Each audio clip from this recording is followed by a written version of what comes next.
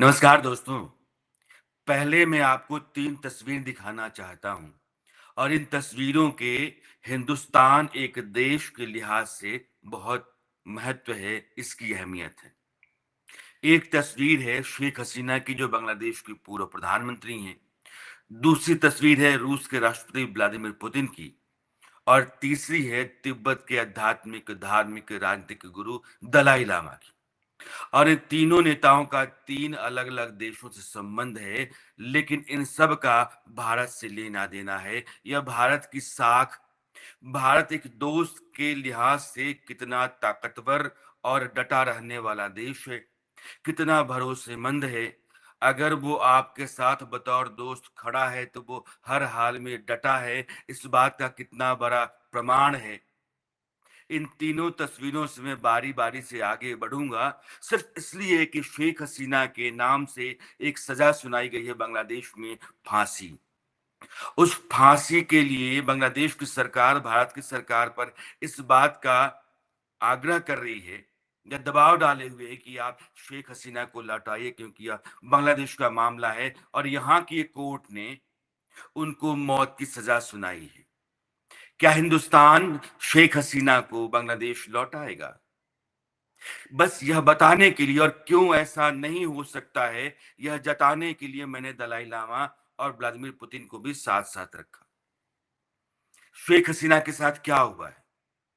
पिछले साल अगस्त में उनकी सरकार के खिलाफ वहाँ आंदोलन हुआ, आंदोलन हिंसक हुआ और जो नौजवान थे जिनको जेन ज़ी कहा जाता है, कहा गया कि उन लोगों ने शेख हसीना की सरकार के खिलाफ इस तरह से बगावत की, उनके भीतर इतनी आग थी, वो मरने-मारने को इस कदर तैयार थे कि वो शेख हसीना के आवास की तरफ बढ़ गए और वो अपनी जान बचाने के लिए बांग्लादेश छोड़ दी। सत्ता उन्होंने वहीं का वहीं रहने दी। बांग्लादेश की पूर्व प्रधानमंत्री शेख हसीना उस अगस्त 2024 के बाद से हिंदुस्तान में रह रही हैं। ऐसा नहीं कि पहली बार रह रही हैं। इसके पहले भी शेख मुजीबुर रहमान, जिनको बांग्लादेश की आज़ादी का जनक कहा जाता है, वहाँ के वो राष्ट्रपिता की हैसियत में रहे हैं। आज की तारीख में उनके घर पे बुलडोज़र चढ़ाने के लिए लोग चले जाते हैं। एक भीड़ है जो उनको नफ़रत की निगाह से देखती है। संविधान से और बाकी जितनी जगहों से उनको हटाया जा सकता है, हटा दिया गया। बांग्लादेश के सिलेबस में भी तब्दीली कर दी गई। लेकिन शेख मुजीबुर रहमान को जब फांसी हुई या उनकी हत्या हुई, माफ कीजिएगा, तो शेख मुजीबुर रहमान की जब हत्या बांग्लादेश में हुई, उस दौरान भी उनका परिवार भारत में आकर के पनाह लिए था। परिवार के बहुत सारे लोग मारे गए थे। शेख हसीना बांग्लादेश से नहीं भागती तो वो भी मारी जाती, लेकिन भारत आकर के उन्होंने अपनी जान बचाई। उनके साथ उनके उस समय के गृह मंत्री भी आ गए। भारत सरकार ने कहा कि बांग्लादेश पर हमारी नज़र है, बांग्लादेश हमारा पड़ोसी है और पड़ोसी होने के नाते उसकी शांति में, उसकी तरक्की में, वहाँ के लोगों की बेहतरी में भारत अपनी भागीदारी तलाशता है, ढूँढता है और उसके लिए उसका संकल्प बना हुआ है। हम एक बेहतर पड़ोसी के तौर पर बांग्लादेश के साथ रहना चाहते हैं। लेकिन वहाँ किसकी सरकार है? मोहम्मद यूनुस की। उस सरकार के तहत एक ट्रिब्यूनल, उसका नाम है इंटरनेशनल क्राइम ट्रिब्यूनल। ऐसा लगता है कि दुनिया की कोई संस्था है, इंटरनेशनल क्राइम ट्रिब्यूनल। लेकिन जब आप जाते हैं कि ये ट्रिब्यूनल कहाँ का है, तो पता चलता है कि तो बांग्लादेश का ट्रिब्यूनल है और मोहम्मद यूनुस जो वहाँ के अभी care taker head of the government हैं, उनके सारे चुने हुए जजेस हैं। और मोहम्मद यूनुस, जिनका 36 का आंकड़ा है शेख हसीना से, जो चाहते हैं कि उनके रास्ते से हर कीमत पर शेख हसीना हट जाएं, उनके चुने हुए जजेस का ट्राइब्यूनल कहता है कि शेख हसीना को हम फांसी देते हैं, क्योंकि पिछले साल जो लोग मारे गए, जो हिंसा भड़की, उसका कोई एक आदमी कसूरवार है, गुनहगार है, तो शेख हसीना है। और भारत के अंदर शेख हसीना कहाँ है कोई नहीं जानता है। सुरक्षित हैं, स्वस्थ हैं और भारत की सरकार उनकी सुरक्षा की पूरी गारंटी लिए हुए। बांग्लादेश वो क्या कर रहा है? यह हिंदुस्तान को शेख हसीना को अपने यहाँ शरण देने और उनके साथ बने रहने की कौन सी कीमत चुकानी पड़ रही है? मोहम्मद यूनुस जो कट्टरपंथियों का एक तरीके से अगवा होते चले जा रहे हैं। बांग्लादेश के भीतर इस्लामिक कट्टरपंथी ताकतें लगातार हावी होती चली जा रही हैं। अभी हाल ही में दुनिया भर के मौलानाओं की बैठक बांग्लादेश के भीतर हुई और कम से कम 3 दर्जन से ज्यादा मौलाना पाकिस्तान से फजलुर रहमान वहां का एक राजनेता है और वो सिर्फ धर्म के आधार पर, कट्टरपंथ के आधार पर वहां की राजनीति में घुसा और अपनी जगह बनाए हुए है। फजलुर रहमान भी बांग्लादेश में उस मौलानाओं की बैठक में आया। सवाल ये है कि बांग्लादेश के भीतर जो पार्टियां हैं, चाहे बीएनपी है, मोहम्मद यूनुस खुद और जमात इस्लामी, ये कट्टरपंथी इस्लामिक ताकतें हैं और कट्टरपंथ के बूते ही बांग्लादेश के भीतर इनको शह मिली और समर्थन मिला। आज जब शेख हसीना के खिलाफ वहां का ट्रिब्यूनल जजमेंट सुना रहा था तो लोग सड़कों पर थे। वो शेख हसीना के समर्थक थे, उनकी पार्टी के नेता थे, कार्यकर्ता थे और उनको दबाने के लिए, उनकी आवाज को कुचलने के लिए यूनुस की सरकार ने लोगों का एक धड़ा खड़ा किया कि तुम लोग लड़ो, इनको बताओ कि डंडा लाठी कैसे चलाते हैं, इनको जैसे निपटना है वैसे निपटो। और वो भीड़ क्या की, वो भीड़ बुलडोजर लेकर के शेख मुजीबुर रहमान का मकान गिराने के लिए, शेख हसीना का मकान गिराने के लिए बढ़ गई। हिंसक झड़प हुई, 2 लोग मारे गए और आज भी यानी कि 18 नवंबर 2025 को बांग्लादेश के भीतर शेख हसीना के समर्थक सड़कों पर हैं।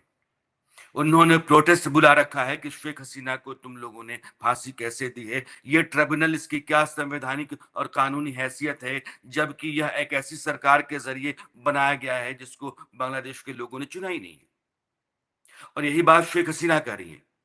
लेकिन दोनों बातें मैं कह रहा हूं कि मैंने शुरुआत में व्लादिमीर पुतिन और दलाई लामा, इन दोनों के साथ शेख हसीना की तस्वीर इसलिए रखी ताकि हिंदुस्तान किस तरह का देश है, कितना भरोसेमंद दोस्त है, उसकी साख दुनिया के भीतर किस तरह के मुल्क की है, आप समझ सकें। तो शेख हसीना के बारे में भारत की सरकार ने जो ट्रिब्यूनल का फैसला आया उसके बाद क्या कहा, यह भी आपको जानना चाहिए। भारत के विदेश मंत्रालय ने कहा है कि ट्रिब्यूनल द्वारा दिए गए इस फैसले को हमने संज्ञान में लिया है। एक करीबी पड़ोसी होने के नाते हमेशा बांग्लादेश के लोगों के हितों के लिए हम प्रतिबद्ध हैं।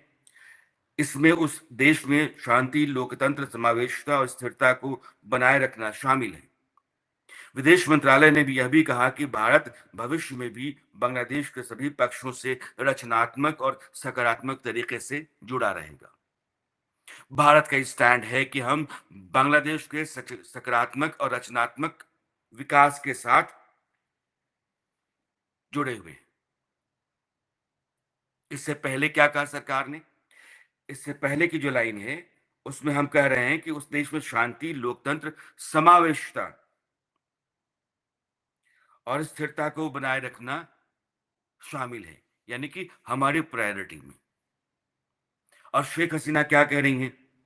उन्होंने कहा यह फैसला धांधली से भरे एक न्यायाधिकरण ने सुनाई है। हसीना ने कहा कि अंतरिम सरकार के उग्र तत्व उन्हें और अवामी लीग को राजनीति से समाप्त करना चाहते हैं और इंटरनेशनल क्राइम ट्रिब्यूनल निष्पक्ष अदालत नहीं है। इसे ऐसी सरकार चला रही है जिससे जनता का कोई जनादेश प्राप्त नहीं है। यही बात मैं कह रहा था। मोहम्मद यूनुस के पास ऐसा क्या अधिकार है कि वो अपने से कोई ट्रिब्यूनल तैयार करें और ट्रिब्यूनल के पास क्या कानूनी संवैधानिक हक है कि वो कहे कि ये फलां जो पूर्व प्रधानमंत्री है उसको हम मौत की सजा सुनाते हैं। और कहा यह जा रहा है कि शेख हसीना भारत से लौटें, सरेंडर करें और अपने खिलाफ अगर उनको अपील करनी है तो बांग्लादेश के सुप्रीम कोर्ट में जाएं। अरे जब तुम्हारा फैसला ही कानूनन सही नहीं है, वो कानून और संविधान की बुनियाद पर ही गलत है, तो उस गलत फैसले को स्वीकार ही क्यों करेंगे शेख हसीना? नहीं करेंगी। और हिंदुस्तान के मुकाबले उसके खिलाफ लगातार मोहम्मद यूनुस जिस तरीके से वितंडा प्रोपेगेंडा कर रहे हैं, बांग्लादेश के भीतर हिंदुस्तान विरोधी ताकतों को जमीन और जगह दे रहे हैं, उनको पालने पोसने, खाद पानी देने और उनके लिए सब कुछ मुहैया कराने का जो जुगत जुगाड़ कर रहे हैं, क्या हिंदुस्तान को पता नहीं है? और मोहम्मद यूनुस 80 साल पार करने के बाद भी बांग्लादेश में सरकार की कमान अपने हाथ में रखना चाहते हैं। हालांकि अगले 6 महीने के भीतर बांग्लादेश के भीतर चुनाव हो जाने चाहिए, फिर भी उस आदमी की जो सियासी मंशा है वो जग जाहिर है। शेख हसीना के साथ उसकी अदावत, उसकी लड़ाई, उसकी नफरत सब जानते हैं। उस आदमी के खिलाफ बांग्लादेश के भीतर कई फ्रॉड और जालसाजी के मामले हैं, जिन मामलों के लिए उसके खिलाफ सजा सुनाई जा सकती थी, सुनाई गई, और वो उससे भागने की लगातार कोशिश करता रहा। वह मोहम्मद यूनुस चीन और अमेरिका के शह पर वहां की सरकार की कमान संभाले हुए है, और उसको लगता है कि हिंदुस्तान के खिलाफ मोर्चा थाम करके वो हिंदुस्तान का बहुत नुकसान कर देगा। ऐसा है नहीं। और शेख हसीना, जिनकी अगुवाई में बांग्लादेश लगातार बेहतर कर रहा था, पूरे दक्षिण एशिया में सबसे तेज रफ्तार वहां की अर्थव्यवस्था थी, और बांग्लादेश के बारे में कहा जाता था कि अगर यही रफ्तार रही तो वो बहुत आगे निकल जाएगा। उस देश को इस आदमी ने गर्त में पहुंचा दिया है। उस मोहम्मद यूनुस के चुने हुए ट्राइब्यूनल के जरिए एक फैसला आता है कि हम शेख हसीना को फांसी की सजा देते हैं। नहीं मान्य है। शेख हसीना के भीतर ये यकीन, ये विश्वास, ये भरोसा कि हिंदुस्तान की सरकार हरगिज बांग्लादेश के किसी फैसले को नहीं मानेगी, उस सरकार के फैसले के जो आज की तारीख में बांग्लादेश में गैर वाजिब तरीके से, गैर कानूनी तरीके से बैठी हुई है, मोहम्मद यूनुस की सरकार। और भारत, शेख हसीना, उनके पिता मुजीबुर रहमान और उनकी पार्टी, जिसके तहत वहां सरकारें चली, तीनों को जायज मानता रहा है। तीनों के साथ वो अपना समर्थन जताता रहा है, और जहां भी जरूरत पड़ी हिंदुस्तान बतौर देश, मुल्क, दोस्त खड़ा हुआ, और आज भी खड़ा है। दलाई लामा और व्लादिमीर पुतिन, इन दोनों को मैंने शेख हसीना के साथ इसलिए रखा कि व्लादिमीर पुतिन के लिए हिंदुस्तान आज की तारीख में क्या क्या सह रहा है। व्लादिमीर पुतिन रूस के राष्ट्रपति हैं। रूस जो हिंदुस्तान का पुराना देश है, रूस जो दुनिया के सबसे बड़े मंच या पंचायत के भीतर हिंदुस्तान के लिए कई बार लगातार लड़ता रहा, कई बार लगातार। कश्मीर के मामले पर जब जब भी वीटो लाया गया हिंदुस्तान के लिए, रूस खड़ा होकर के उस वीटो को रद्द करता रहा। मेरे कहने का मतलब ये है कि भारत के खिलाफ कश्मीर के मामले पर संयुक्त राष्ट्र की सुरक्षा परिषद के भीतर जब जब प्रस्ताव आया, रूस ने उसको वीटो करके गिराया। गोवा में जब हमारी सेना ने मुक्ति वाहिनी के तौर पर वहां के पुर्तगालियों को भगा करके गोवा को भारत का हिस्सा बनाया, और उस समय भारत के खिलाफ सुरक्षा परिषद में जब प्रस्ताव आया तो उसको भी वीटो के जरिए रूस ने गिराया। 71 की लड़ाई में जब बांग्लादेश में हमारी सेना घुसी थी और अमेरिका, ब्रिटेन के जहाज, वॉरशिप्स हमारी तरफ आ रहे थे, और ऐसा लग रहा था कि पाकिस्तान के साथ खड़ा होकर के हमारी पूरी कोशिश या अभियान को बांग्लादेश के भीतर वो नष्ट कर देंगे, तबाह कर देंगे। उस दौरान रूस ने अपने सैनिक, अपना जहाज, अपनी पनडुब्बी भेज करके उन दोनों जहाजों के रास्ते में खड़ा होकर के भारत का रास्ता साफ किया। हम दुनिया का सबसे बड़ा विजय हासिल कर गए। 93,000 पाकिस्तान के सैनिक हमारी सेना के आगे सरेंडर कर गए, और एक नया देश बना बांग्लादेश। आज उस रूस की दोस्ती की कीमत हिंदुस्तान चुका रहा है। 50% टैरिफ अमेरिका का राष्ट्रपति हमारे ऊपर लगा चुका है, और डोनाल्ड ट्रंप की सरकार बार बार कहती है कि हिंदुस्तान अगर रूस के साथ अपने रिश्ते ऐसे ही रखता है जैसे वो रख रहा है, ऐसे ही तेल की खरीद करता है जैसे खरीद कर रहा है, तो जाहिर है कि उसके ऊपर हमारी पाबंदियां बनी रहेंगी, अलबत्ता बढ़ सकती हैं, और हिंदुस्तान को कोई फर्क नहीं पड़ रहा है। हमने अपने एक्सपोर्ट के लिए, जो हमारा सामान एक्सपोर्ट अमेरिका होता था, उसके लिए दुनिया के अलग अलग देशों में बाजार ढूंढना शुरू कर दिया है। आप देखेंगे तो इसी साल अक्टूबर में बेइंतहा एक्सपोर्ट चाइना को हमारा बढ़ा है, ऑस्ट्रेलिया को बढ़ा है, दूसरे देशों को बढ़ा, यूरोपियन यूनियन को बढ़ा है। तो हमने दुनिया के अलग अलग हिस्सों में अपने उत्पाद के लिए बाजार ढूंढा है, लेकिन अमेरिका के आगे कोई समझौता नहीं किया। बातचीत चल रही है, बातचीत का दरवाजा है, लेकिन भारत अपनी शर्तों पर बात कर रहा है, अपनी साख और दुनिया में अपनी हैसियत के मुताबिक। अगर वो मेरा दोस्त है, उसके साथ मेरा संबंध है और हम तेल खरीद दुनिया के नियमों के मुताबिक कर रहे हैं, सप्लाई चेन ना बिगड़े। अमेरिका और यूरोपियन यूनियन लगातार ये मानते रहे कि सप्लाई चेन के बिगड़ने से दुनिया एक बड़े संकट में आ जाएगी। उस संकट से निजात दिलाने के लिए हमने रूस के साथ अब भी अपने संबंध बनाए रखे हैं। हम तेल खरीद में आज भी हैं। गलत नहीं है, हमको आप गलत साबित करके, हमारे ऊपर पाबंदी लाद करके, अगर कोई अपने मन माफिक फैसला हमसे करवाना चाहते हैं तो नहीं हो सकता है। ये हिंदुस्तान है, हिंदुस्तान की ताकत, उसकी साख है, हैसियत। इसलिए मैंने व्लादिमीर पुतिन को भी लिखा कि पुतिन की दोस्ती रूस के साथ हिंदुस्तान की दोस्ती है, और उस दोस्ती के लिए दुनिया के सबसे ताकतवर देश में हिंदुस्तान टकराए हुए है, मोर्चा लिए हुए है, और उसको बता चुका है कि तुम्हारी ये पाबंदियां, तुम्हारा ये प्रतिबंध दुनिया के तमाम देशों को घुटनों पर लाने के लिए काफी हो सकता है, हिंदुस्तान नहीं। हमारा तेवर, हमारा मिजाज अलग है, हम अलग देश हैं। और यह बात अमेरिका की जो मौजूदा सरकार है उसको ठीक से पता भी होगी। अगर हाल में ट्रेड को लेकर के बातचीत दोनों देशों के बीच में जो चल रही है, उसके इनपुट्स आप लेना शुरू करेंगे तो अमेरिका का पूरा तेवर, उसका मिजाज सब बदला हुआ है। दलाई लामा, दलाई लामा 1959 मार्च में भाग करके हिंदुस्तान आए, क्योंकि तिब्बत जो कभी देश हुआ करता था उसके ऊपर चीन ने कब्जा किया। माओ की फौज चढ़ बैठी और वो जो लाल सेना थी उसने पूरे तिब्बत को अपने कब्जे में ले लिया। दलाई लामा को बीजिंग बुलाया गया। दलाई लामा को लगा कि बीजिंग अगर मैं गया तो उसके बाद वहां जेल में डाल दिया जाऊंगा और उसके बाद मेरी जिंदगी खत्म हो जाएगी। वो अपने समर्थकों के साथ हिंदुस्तान भागे। हिंदुस्तान की सरकार तब की जवाहरलाल नेहरू उनको शरण दिया, और वो बतौर शरणार्थ रहे हैं। धर्मशाला में कहा गया कि आप अगर अपनी राजधानी बनाना चाहते हैं, अपने लोगों के साथ रहना चाहते हैं, अपनी सरकार एग्जाइल में चलाना चाहते हैं, आप चलाइए।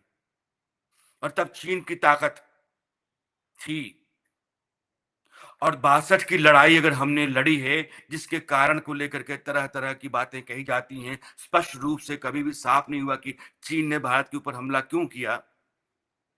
उसका एक कारण दलाई लामा को पनाह देना भी माना जाता है। हिंदुस्तान की जो अदावत या दुश्मनी चीन के साथ है, उसके कारण के तौर पर दलाई लामा हमेशा से रहे हैं। लेकिन हिंदुस्तान ने ना तो उनको कहा कि आप भारत से जाएं, और ना ही चीन को कभी यह भरोसा दिया या उसके साथ कोई वादा किया कि दलाई लामा को लेकर के तुम्हारे साथ हम दोस्ती आगे बढ़ा सकते हैं। दलाई लामा अगर हम तुमको सौंप दें या उनको अपने देश से बाहर निकाल दें तो क्या तुम हमारे साथ रिश्ते नाते बेहतर करोगे, कारोबार बेहतर करोगे? दलाई लामा की कीमत पर चीन के साथ रिश्ते बेहतर करने या किसी भी तरह की बातचीत करने से भारत ने हमेशा मना किया है। उसने सोचा भी नहीं। ये तेवर है, ये ताकतवर देश है, और इसका भरोसा दुनिया भर में होता है। अगर बहुत साखदार, बहुत ताकतवर और बहुत ही भरोसेमंद देश के तौर पर हिंदुस्तान की पहचान है, तो उसके कारण यही सब है। शेख हसीना हमारे यहाँ हैं तो उनको पता है, और उनके सभी लोगों को पता है कि भारत ने उनको बहुत सुरक्षित रखा है, और उनका बाल भी बांका नहीं हो सकता है। पुतिन के साथ, रूस के साथ हिंदुस्तान खड़ा है तो पुतिन अपने सपनों में भी ये नहीं सोचते हैं कि हिंदुस्तान हमसे अलग हो जाएगा। वो अपने छोटे छोटे स्वार्थ और मतलब के लिए दोस्ती को कुर्बान करेगा नहीं। दलाई लामा को पता है कि हिंदुस्तान नहीं, दुनिया के किसी भी हिस्से में जाऊंगा, मैं हिंदुस्तान की नुमाइंदगी कर रहा हूं। हिंदुस्तान की सरकार मेरी सुरक्षा और मेरी खैरियत के लिए लगातार लगी हुई है, और मुझे कुछ सोचने की जरूरत नहीं है। तो यह जो साखदार हैसियत है हिंदुस्तान की, वो दुनिया में इसलिए नहीं बनी है कि हम मोहम्मद यूनुस की तरह कोई प्रधानमंत्री हमारे यहाँ आ गया, या पाकिस्तान जैसा हम देश हो गए जहां लोकतंत्र कभी जमा ही नहीं, खड़ा ही नहीं हुआ, या किसी भी पड़ोसी देश की तरह हम नहीं हैं, बल्कि हम दुनिया के सबसे ताकतवर देशों की तरह हैं। हम सबसे बड़ा लोकतंत्र हैं, और हमने इस बात की लाज ही नहीं रखी, इस बात की अहमियत को दुनिया के सामने बताया और समझाया, साबित भी किया है।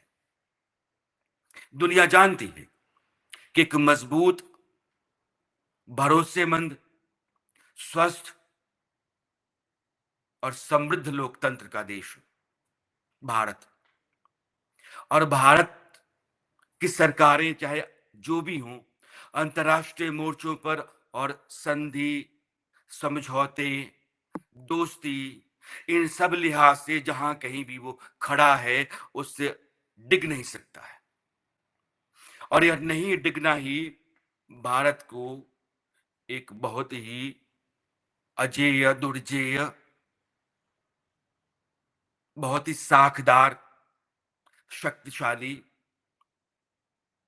और दुनिया के तमाम कमजोर देशों के अगुवा के तौर पर आज की तारीख में स्थापित किए हुए है, या उसकी छवि को लगातार वो चमकाए और बढ़ाए जा रहा है। तो शेख हसीना को फांसी देने का सपना मोहम्मद यूनुस ने अगर पाल रखा है, तो वो सपना उनके दिल में उनकी कब्र तक जाएगा। क्यों? क्योंकि हिंदुस्तान शेख हसीना के साथ है। शेख हसीना को जितना पता है, उससे ज्यादा मोहम्मद यूनुस को पता है कि भारत हटेगा नहीं, डिगेगा नहीं और शेख हसीना का साथ छोड़ेगा नहीं। और जब तक शेख हसीना के ऊपर भारत का साया है, दुनिया की कोई भी ताकत उन तक पहुंच नहीं सकती। और यही है हिंदुस्तान। इसलिए देश के भीतर जितने मसाइल मसले हो सकते हैं, आपस में टकराव हो सकता है, विरोध हो सकता है, असहमतियां हो सकती हैं, लेकिन बाहर दुनिया के सामने हिंदुस्तान तमाम बदलती हुई सरकारों और छोटे-मोटे बदलाव जो नीतियों में आते हैं, उसके बावजूद एक ऐसा मुल्क है जो अपनी अंतर्राष्ट्रीय नीति, अपनी दोस्ती और अपनी दुश्मनी, इन तीनों के लिहाज से कभी भी अपनी पहचान नहीं बदलता है। उसकी पहचान जो है, बहुत ही मजबूत है और भरोसेमंद है।